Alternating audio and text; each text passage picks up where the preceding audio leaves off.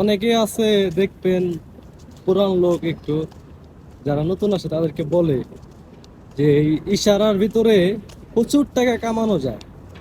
আসলে ভাই বাস্তবতা খুবই ভয়ঙ্কর, কারণ এগুলা সবই মিথ্যে কথা।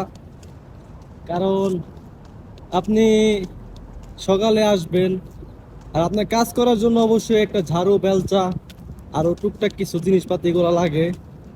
আর যে অনেকে বলে 100 রিয়াল 200 রিয়াল কামায় ফেলায় একদিনে, এগুলা ভাই গল্পেই মানায়, বুঝছেন, বাস্তবতায় মানায় না। কারণ বাস্তবতার যে চিত্র খুবই ভয়ঙ্কর, বুঝছেন। দু একদিন ইশারায় গেলে পরে দেখতে পাবেন যে আসলেই কি এগুলো সত্য বলতেছে নাকি মিথ্যে। আমি দেখছি, ট্রাই করছি। আমি তোই গেছিলাম, ওইখানে প্রায় 20 দিনের মতো আছিলাম। কি অবস্থা দেশে? ভালো।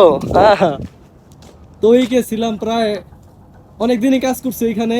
তো অনেক দিনই গেছি ইশারায়, 1 ঘন্টা 2 ঘন্টা 3 ঘন্টাও বসেছিলাম। অনেক সময় রিজিকে আসছিল বইলে পাইছি দুই একটা কাজ, 20 রিয়াল 30 রিয়াল এই।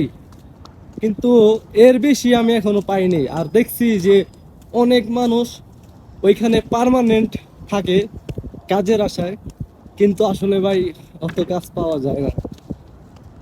বাস্তবতা খুবই ভয়ঙ্কর। আর বাইরে যে তাপমাত্রা, এই তাপমাত্রার ভিতরে আপনি থাকতেও পারবেন না। সকাল বাজে প্রায় 7টা, এই 7টা বাজে তাই মনে করেন যে ভাই সূর্যের দিকে তাকানো যায় না, এতটা মানে গরম ওয়েদার দেখতে পাচ্ছেন। তো সবাই যেখানে থাকেন সুস্থ থাকবেন। আর দেশ থেকে যারা আসবেন তারা অবশ্যই কোনো ভালো লোকের হাত ধরে বিদেশে মাটিতে আইসেন, আর ভালো একটা কাজ শিখে আইসেন ভাই। কাজ না শিখলে পরে কোনো জায়গায় আপনার দাম নাই ভাই, বুঝছেন। এটাই বাস্তব ভাই।